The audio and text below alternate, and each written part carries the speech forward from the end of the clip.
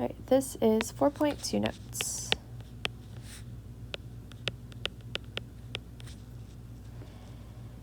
So we're going to talk about the unit circle today. On your quiz and on your test, the unit circle will be provided for you. So you won't have to memorize the unit circle. It will be given. You just have to know how to use it. So we're going to be given some type of angle. It may be in radians, it may be in degrees, but some angle on the unit circle, and we're going to have to find the 6 trig functions that correspond to that angle. So we need to know that if we are given an angle, there's a point that corresponds to that angle. So it would be x and y, where x goes along the x-axis and y goes up and down along the y-axis. And then here are our 6 trig functions that we're going to be finding for each angle. So it's important to know each of the basic trig functions, sine, cosine, and tangent. We've all seen those before in geometry. They all have a reciprocal trig function. So sine goes with cosecant, cosine goes with secant, and tangent goes with cotangent. And then we abbreviate them as sine, cosine, tangent. CSC is cosecant, SEC is secant, and COT is cotangent. All right, so this is super important, this whole page. Very, very, very important.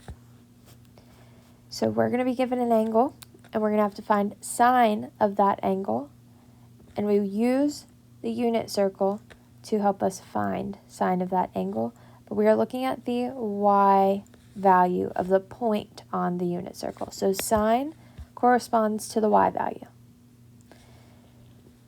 The reciprocal of sine, which is cosecant, goes with the reciprocal of y, so that would be 1 over y.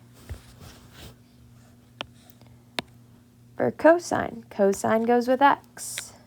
So secant, which is the reciprocal function, goes with 1 over x. And then tangent goes with y over x. So cotangent is the reciprocal of that. Right below are our steps to evaluate.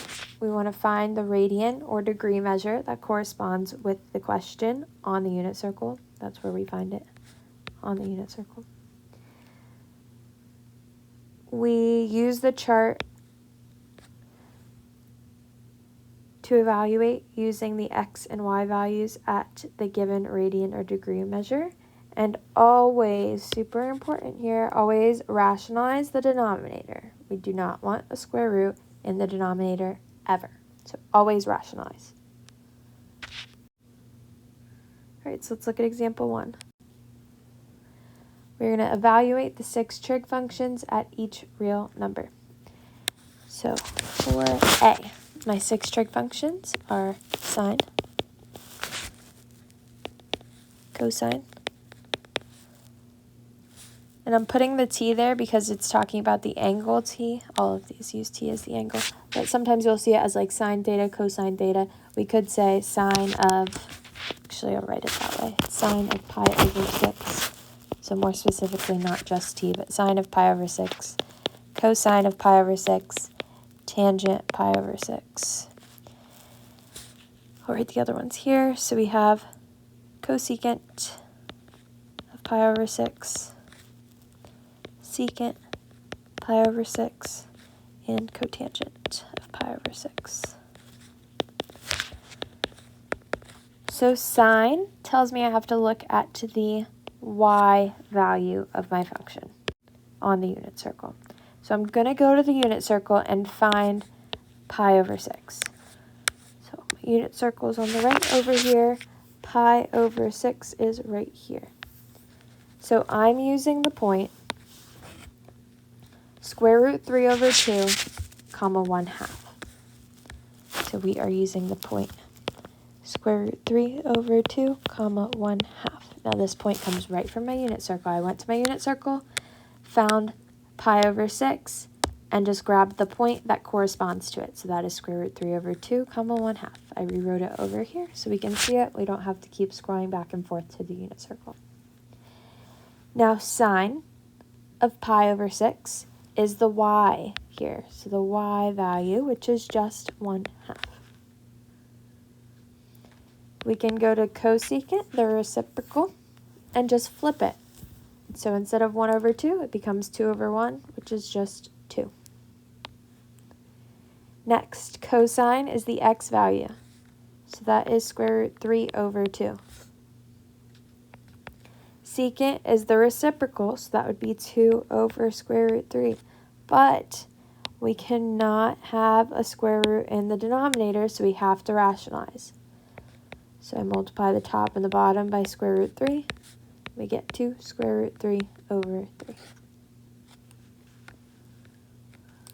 Lastly, tangent is y over x. So my y is 1/2 over my x, which is square root 3 over 2. Whenever we have a fraction and a fraction, we change, flip. So keep the top, change to multiplication, flip the bottom to 2 over square root 3. 2's will cancel, so this would be 1 over square root 3. But we can't have a square root in the denominator, so we have to rationalize. So multiply the top and the bottom by square root 3, which would be square root 3 over 3. So that's my tangent. And then cotangent is the reciprocal of that. I'm going to use the value before I rationalized it. That way I don't have to flip this and then rationalize it again. You'll end up with the same thing, but it would just be a lot more work. So before I rationalized, I had 1 over square root 3. So cotangent, when I flip that, would be square root 3 over 1, or just square root 3. Again, if you wanted to for cotangent, you could just say x over y and grab your x and y from up top and then simplify it. That would work too. But we're going to work smarter and not harder here. We're just going to do it once and then copy it over, but just flip it. All right, next we're going to look at c. So c goes with pi. So pi, gotta look for on my unit circle. That would be right here at 180. So the point that I'm using is -1, 0.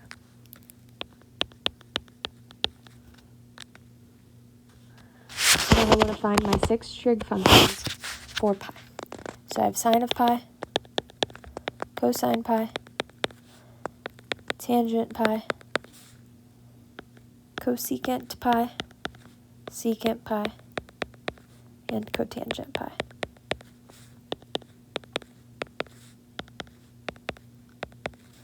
Sine goes with the y value. So I just look at my y value, that is 0. Now cosecant is the reciprocal of that. So technically this is 0 over 1. When I flip it, I get 1 over 0. Can I have 0 in the denominator? No. So this would be undefined. So you can't have 0 in the denominator. If you do, your answer is undefined. So cosecant of pi is undefined.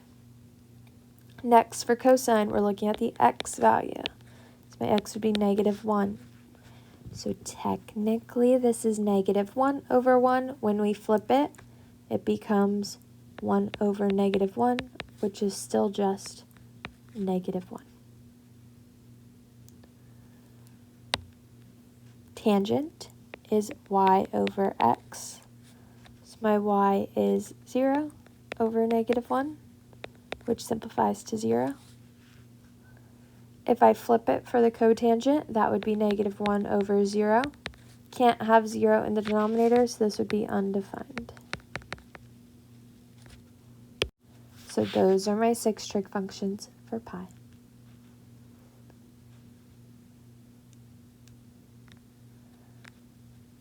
All right, last one we're going to look at is d. We're not going to do it, but since it's negative, I just wanted to show you guys how we can find where it is on the unit circle.